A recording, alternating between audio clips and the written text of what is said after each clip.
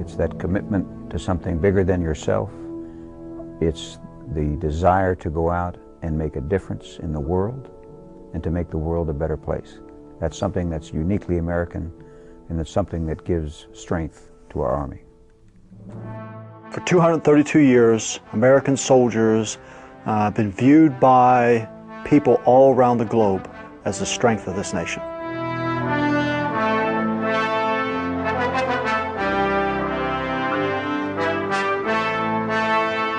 This flag that was presented to me by my soldiers was found crumpled up in the floorboard of my truck. You can see it has bloodstains, and the bloodstains are from myself and my gunner, Sergeant William Kinzer, who was killed that day.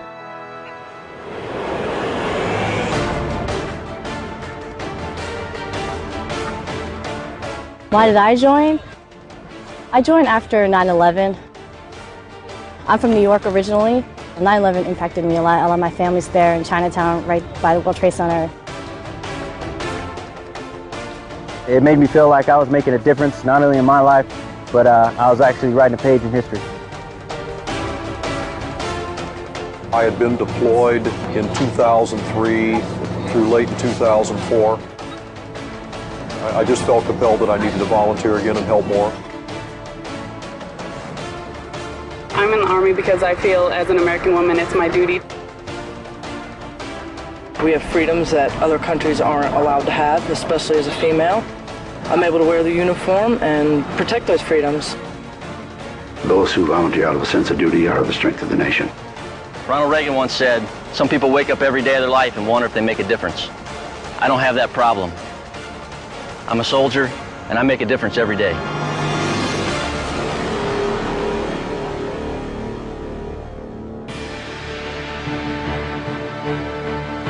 Our 7 Army values and our warrior ethos have been at the core of who we are. The Army values are what you live by. They're what make a person who they are. Weapons come and go. Organizations come and go. It's our values that are what make us strong. Loyalty, duty, respect, selfless service, honor, integrity, and personal courage. The main reason why I joined is personal courage. They're American values, the same values that our forefathers used when they founded this country.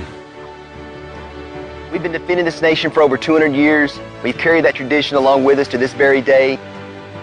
That's what makes us the strength of the nation.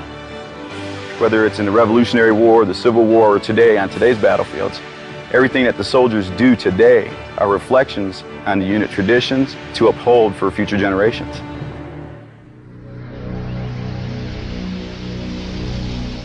A bullet struck my M16, continued on striking me in the face, continued on breaking out 7 teeth, shredding my tongue. The bullet turned, went down my throat, and lodged in the back of my throat and caused an arterial bleed.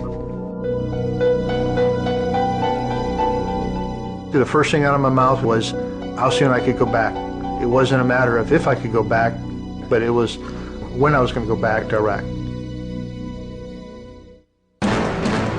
My grandfather was a combat medic in World War II. By me serving, I'm carrying on his legacy. I'm very honored to do that. I know what I went through in combat from a battle to Ball John, and I feel a closeness, a camaraderie that it's hard to explain. But I feel it every time I see one of them, especially the ones that are over there in harm's way. It is a continuum. I really believe that. Are they the same as the guys in World War II? Yeah, they are. And World War I.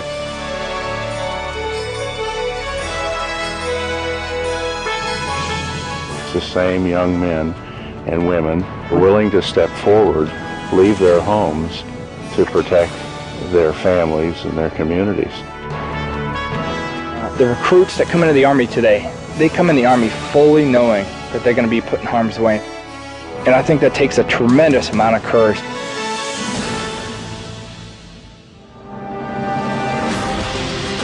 Army Strong means the ability to be a soldier. Not everybody has the mettle to do that. People that can are Army Strong. We bring that strength to the nation. one team working together, everyone playing off each other's strengths. Mentally, physically, emotionally strong, tough. And those are the things you need to do our job. It's a human dimension of combat. It is the soldier on the ground that wins the day. It will always be that way.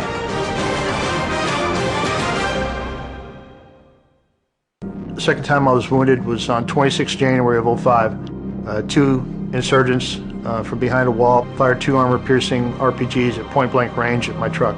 Left me with a laceration and a compressed skull fracture to the head, and the injury so severe to my left leg that it required to be amputated.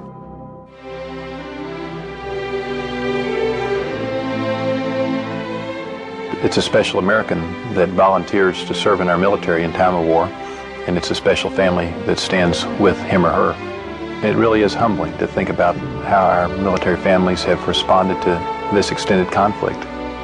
The Army family includes soldiers, of course, their families, so their husbands and wives, sons and daughters, Army civilians, Army contractors. As an Army civilian, I feel just like a soldier without the uniform on. One team, one fight, it's what we say. We are the American people. We're the sons and daughters of America, and they understand what we do. The sacrifices that not only we have to make, but our families as well.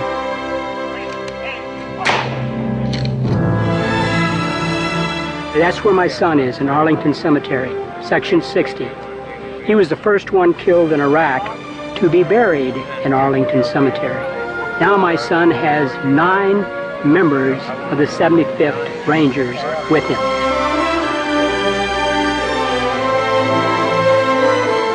We've been in a long fight in the global war on terror. Our families are taking a toll just as much as the soldiers, so it's important to give them as much support as we give the soldier.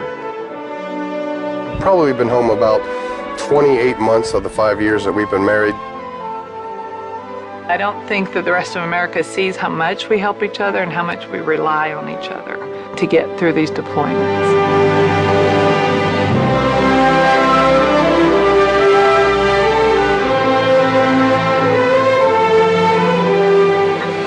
My proudest moment was probably when my husband came home from his first deployment. I never felt so much admiration, so much joy, so much respect for him than I have ever in my life.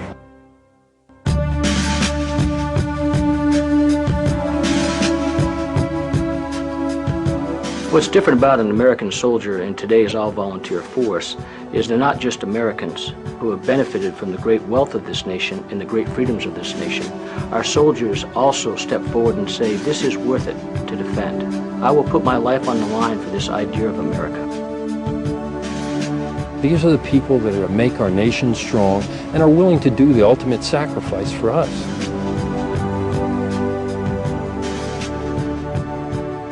One day, my son said, what do you think about me joining the Army?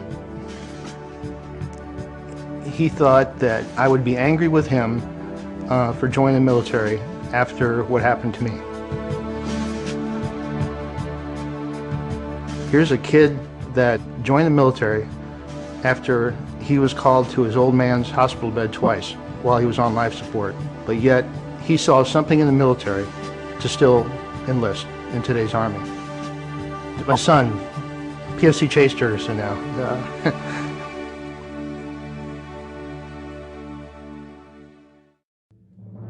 Over the next 20 years, we see potential out there for different conflicts.